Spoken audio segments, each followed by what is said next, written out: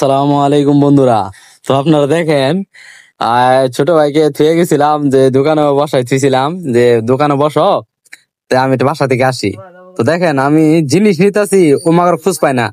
কিরম ধ্যানটা তার দেখছেন, মানে আমি যে জিনিস নিতেছি ওইটু খুঁজে পাইতেছে না।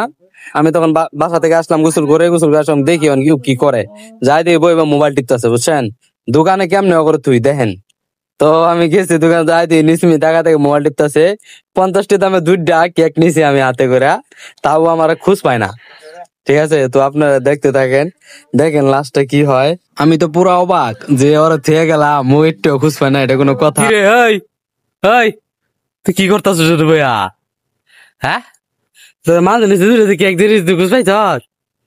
হ্যাঁ, ভিডিও ভিডিও ভিডিও বন্ধু হ্যাঁ, ভিডিও বন্ধ করবে ভিডিও বন্ধ করবো কে? তোরা তো তুই দেখলাম দোয়ানো, তো তুই দোয়ানো দেখে আমি আইতেছি একটু ভিডিও বন্ধ কর ভিডিও বন্ধ করতে। এই যে বিস্কুট দূরে নিলাম, তো গাছ দেখছেন অবস্থাটাই দেন।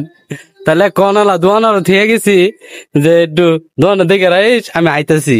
ঠিক আছে, তাই দিয়ে ওর 2টা মাল নিছে, 2টা মাল নিছে, তাও খুঁজ পাই না। আচ্ছা কোন এরকম লোক কি তুই তখন যা দোয়ানো? হ্যাঁ সম্ভব? তোর কি হবো দোয়ানটা কোন? হ্যাঁ, ও তো খুঁজই পাই না। তো গাছ আপনার সবাই কমেন্টে বলে যাবেন এগুলা লোক কি তুই দেওয়া দরকার, দোকানে তুই তখন যা।